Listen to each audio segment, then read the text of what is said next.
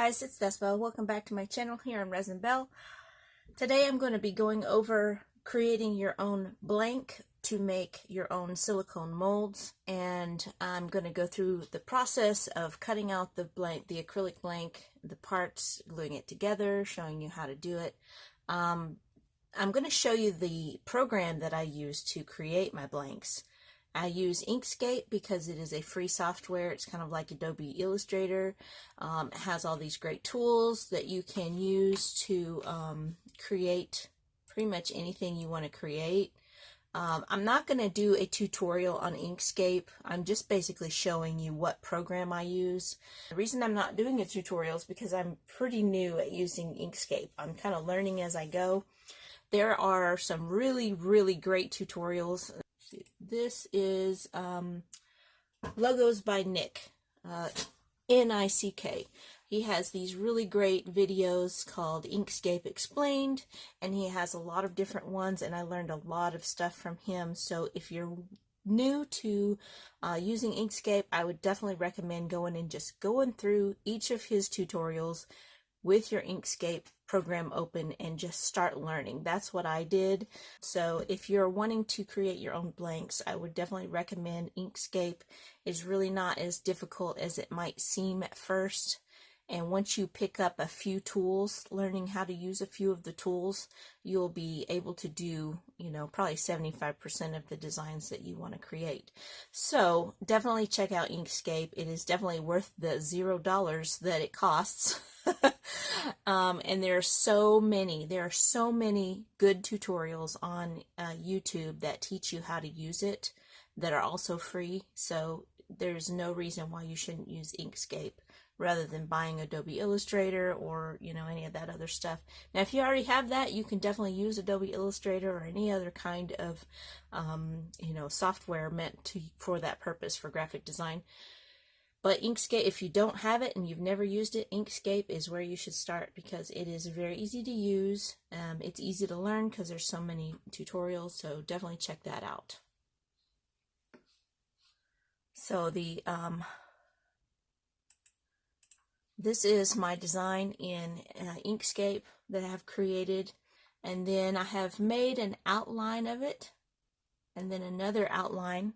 So there's two outlines, and that creates basically this shape here, which is another outline piece. This is the back piece for the acrylic. So these are all of my layers. So I've got bottom layer, mold layer, and edge, and then the top layer goes over this other edge to create that space where your mold material will be. And I'll explain that further into the video. But so today's video is pretty much just going to be me showing you how to cut out and assemble, and I use my GlowForge to do that. And if you are interested in getting GlowForge, please use my link in the description box below. It does help me out, and it gives you a good coupon, gives you $100 off of a basic, $250 off of a plus, and $500 off of a pro. And any three of those machines will be worth your money because they are just outstanding. There's a lot of little comments here and there, and I was a little nervous about buying one, but after I got it, I'm just like, yes, this is the machine for me. So if you're considering doing that, please use my link, and we'll get on into this video. So this is the GlowForge software. You just open it up online and load in your design, and then it tells you how long it will take to cut your design. This one has a lot of engraving, and a lot of engraving always takes longer. The cutting goes pretty quickly, so this one is almost 4 hours long. Now here's the machine engraving, and this is a very large design, and I always use HD quality setting for engraving for acrylic for when I'm making my molds. That ensures you have a very nice mold, you don't have any lines in your inside of your engraving, and you just get a very high quality, which is what you want if you're going to produce molds.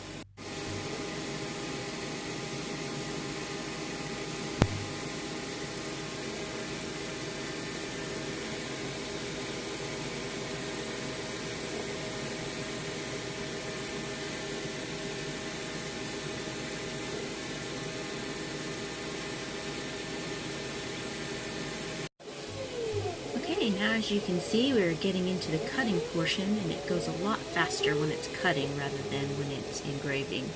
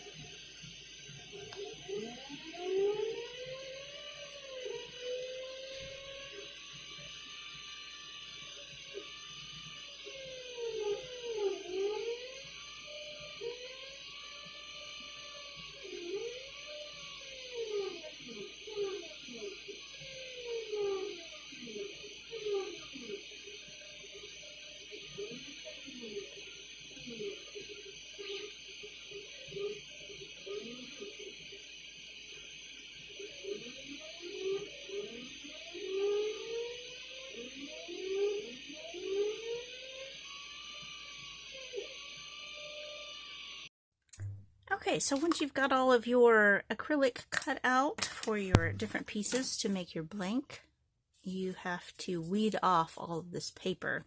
So you have to go off and pull off all the paper pieces.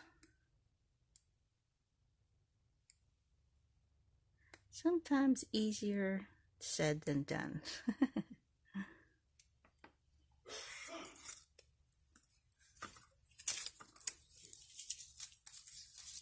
Something like this, it's all one smooth piece, comes off pretty easily.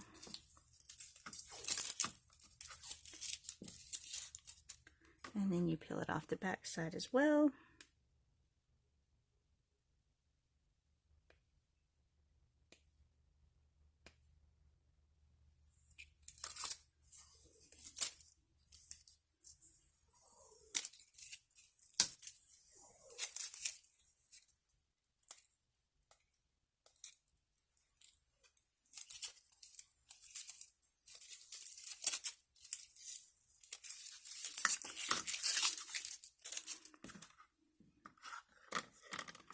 Now for something that is solid and doesn't have any breakage in it, you can get those pieces off pretty easily and quickly.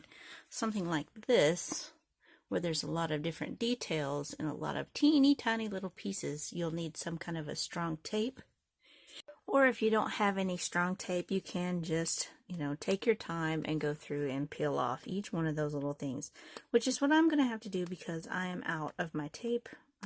So yeah. It's just a matter of slowly and carefully peeling off each one of those little pieces. You want to be careful with this process because you don't want to get any scratches on any of your moldable surface, because those scratches will show up in your mold. So you just want to take your time and go very careful and slowly peel all that off.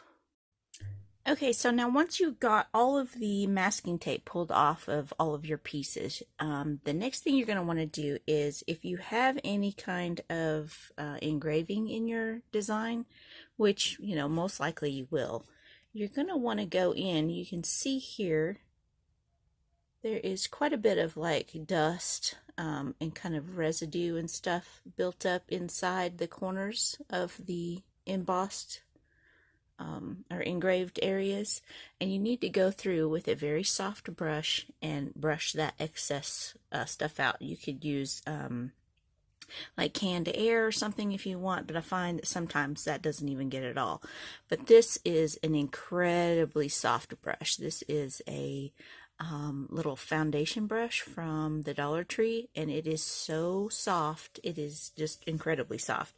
So definitely don't use anything that is abrasive, because you'll end up scratching your acrylic, and you definitely don't want that. Even with this really soft brush, I am just very lightly going through, and you can see how it's brushing all of that out.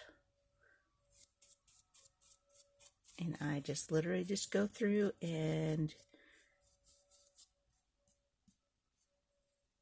now if I'm brushing across, I'm literally barely brushing. You can see how this has picked up all of that dust inside of it, and then I clean it off pretty often by rubbing it on a piece of fabric,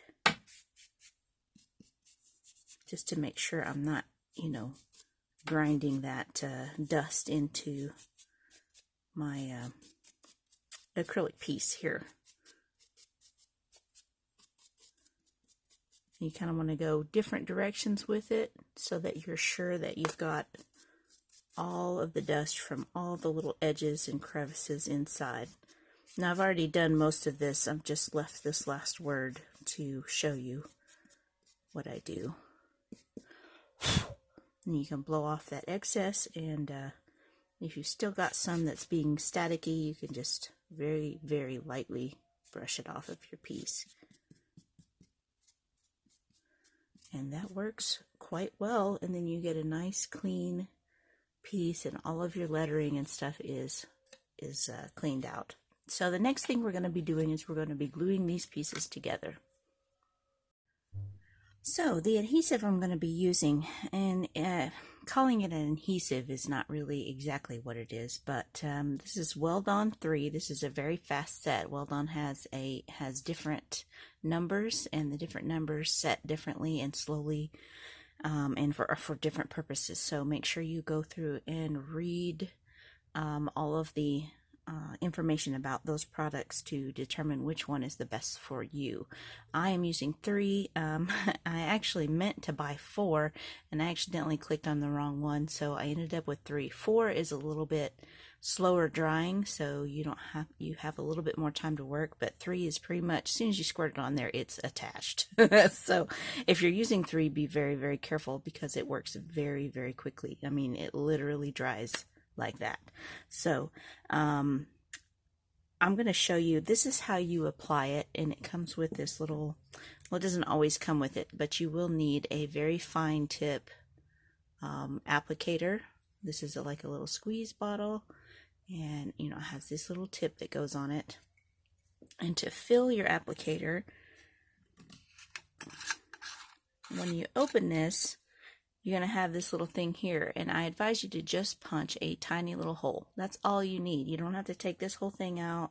You don't have to, go through all of that. You really just need a tiny hole, because this stuff evaporates super fast. Even in its can, even in its bottle, it evaporates. So a tiny little hole to prevent more of that application. So you're going to squeeze the air out of your bottle. You got your nozzle down in that hole, and then you're just going to let it fill itself, really.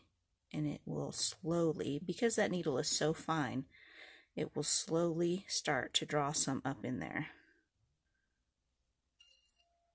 Well, apparently my can is lower than I thought, so you're going to have to tip it. Squeeze all the air out.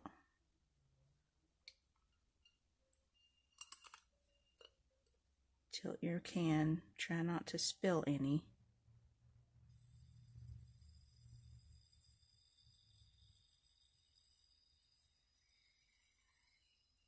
I'm not sure I'm actually getting any out of here.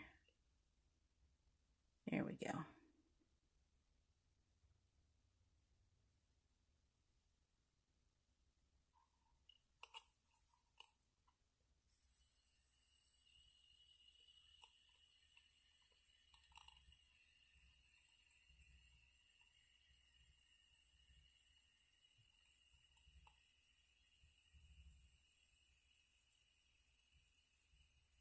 It's kind of a slow process.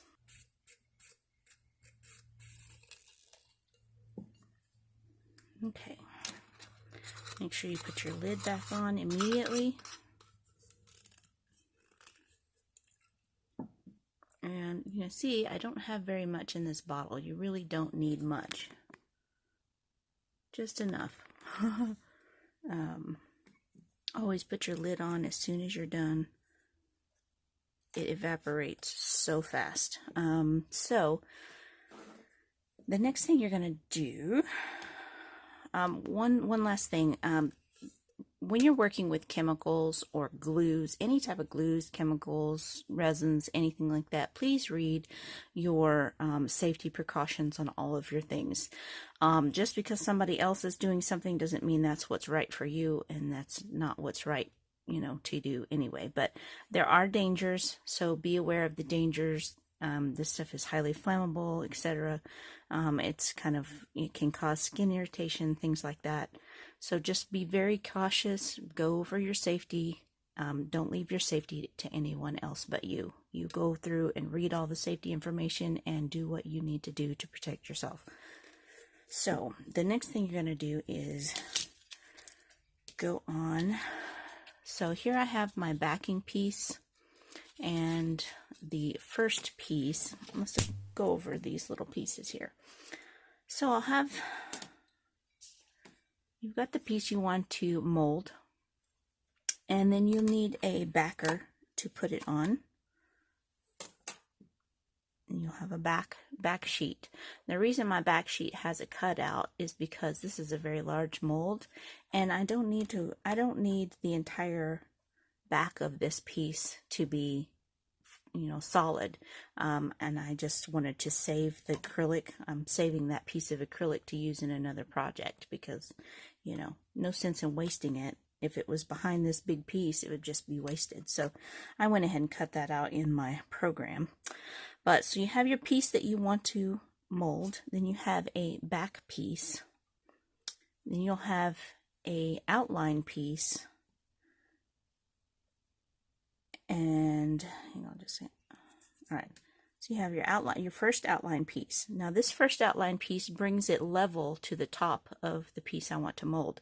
So I need to create another layer there, so that the mold will come up above the piece that I want to mold. So it's actually the same thickness, but one more. So I have to glue all of these pieces together. So the first thing I'm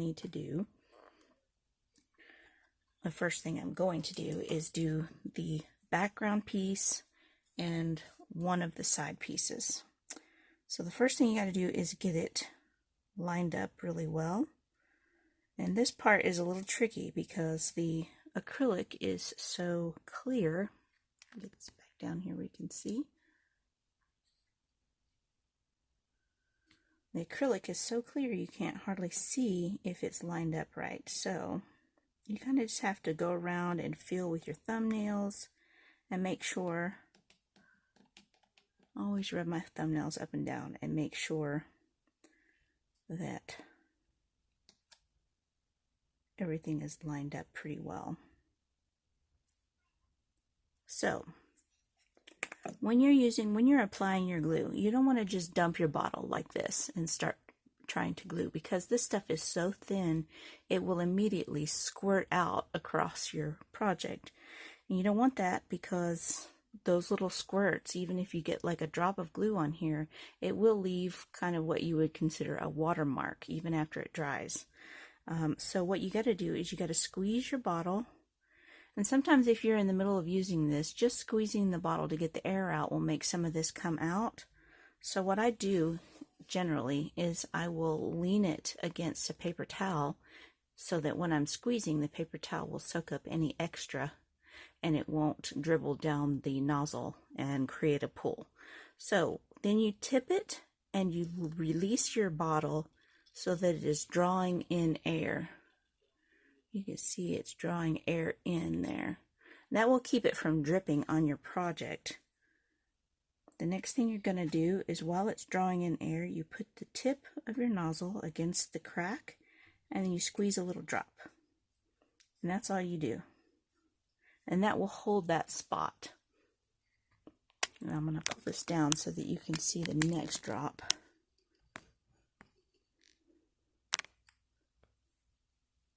Okay. So that spot right there already has a drop in it. I'm going to reline my project up here, making sure that my edges are nicely aligned.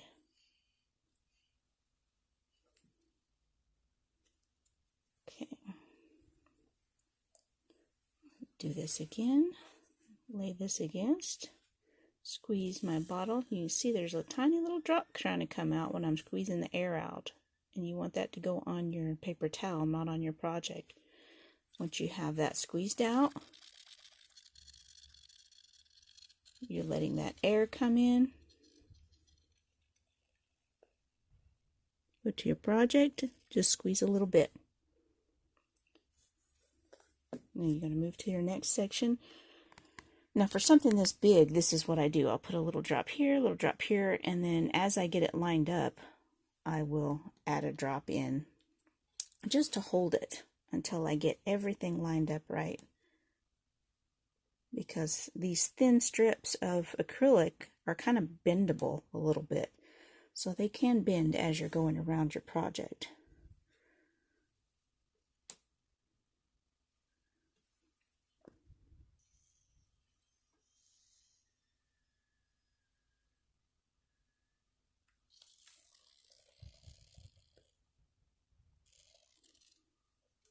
And once I have gone around the entire thing, then I will come back and follow that line with the nozzle of my glue.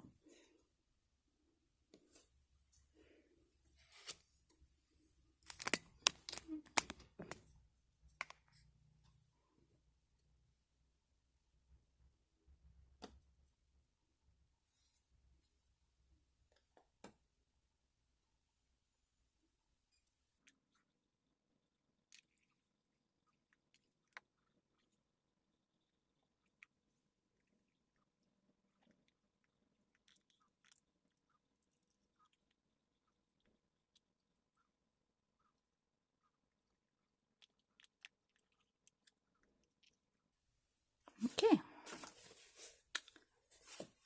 Now that piece is down. I'm going to let it set for just a second, literally just a second. And then I can go on to gluing on my next piece to make that tall enough.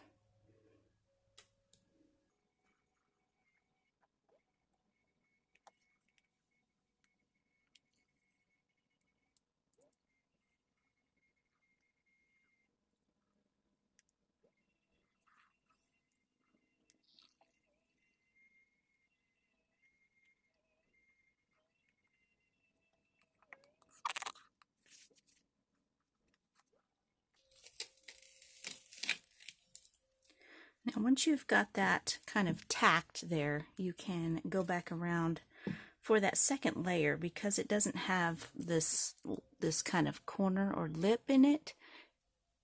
I like to turn it sideways and let the glue kind of drip into it as I add it.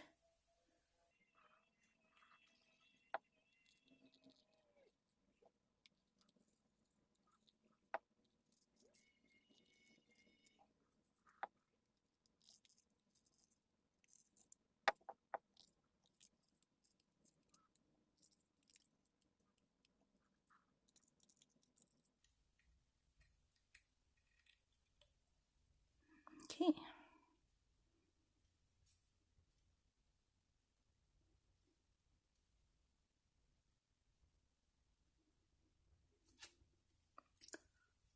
You can kind of look at it and see, you know, the spots where the darker areas there, that would be someplace that the glue has gone into. And these lighter areas are spaces where there's an air pocket. So you can add a little bit more glue there just to see if it draws it in. If it doesn't draw it in, then there is glue in that seam. It just hasn't reached the outer edges. And that's okay. You don't need any glue on the outer edges.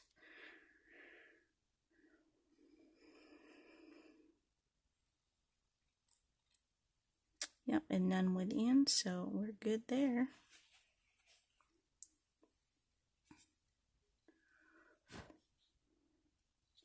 I'm gonna let that set for a little bit. Alright, so the last thing we need to do is attach this. And getting it in the right place is important. Trying to make sure the edges are even makes it look professional and well made. And if you're going to put your name of your business or your, who made it, you can put that in the bottom layer into the background layer. And then you want to make sure that your mold does not cover that. So just got to kind of look, make sure everything is lined up pretty well and even. Set that down.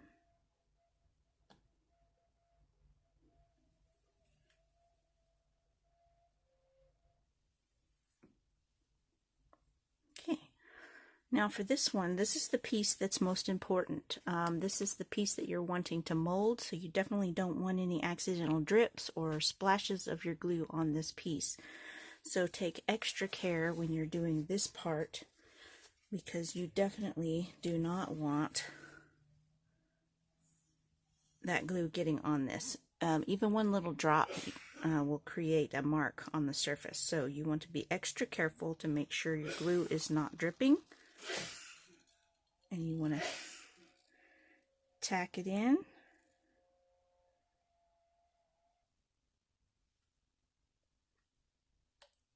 Gently drawing your needle along. Always go away from your glue, not towards it with your needle.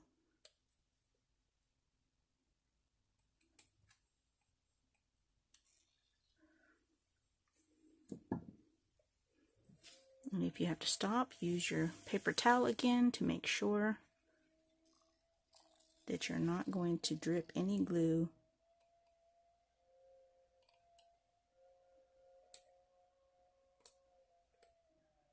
on your surface.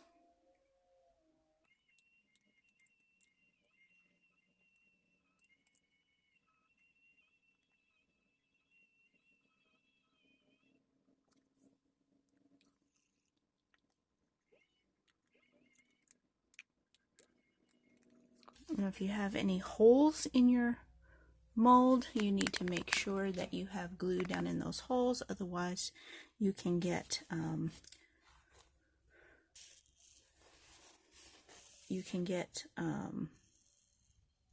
your silicone stuck down in those holes. So always go into your holes as well and add glue to the inside surface.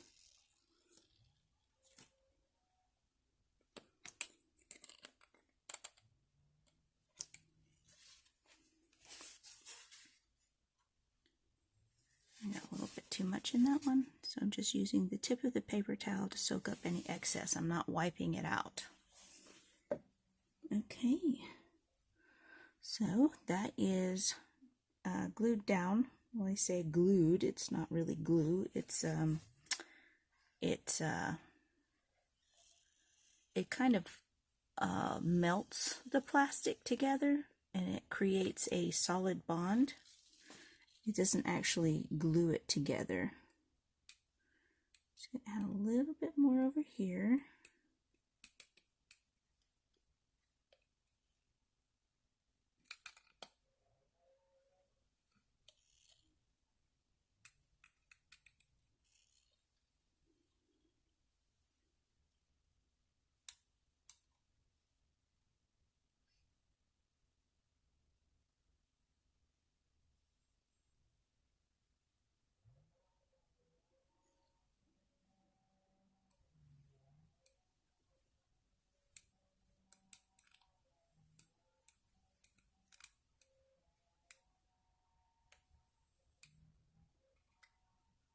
Make sure these edges are well sealed, and you can kind of go around the edges and see. You can see where there's some bubbles along the edge, and you can go back and see where you need to fill in. I can't say fill in with more glue, but add more glue to make sure that it's a solid bond around the edges, because you don't want to have to be picking your silicone out of those gaps. it will create a much nicer mold and you won't have to do a lot of trimming. So that's it for the gluing process, and weld on takes 24 hours to become 80% strength. So we're going to leave it for 24 hours just to make sure it's got a really good bond and our mold is not going to fail. If you do anything, take your time with your blanks and really work on them to make sure they're straight and level and well glued together, and that will save you so much trouble and time in the future. Alright guys, I think that's it for this video. This is set for 24 hours and very happy with how it turned out, and I'm ready to try making the first mold with it. And I will be back in another video with that information, and thank you so much for watching. Thanks so much for subscribing. I appreciate all of you who have subscribed already. If you got any information useful from this video, please hit that like button, hit that subscribe button, and I will see you soon with a mold making video. Bye.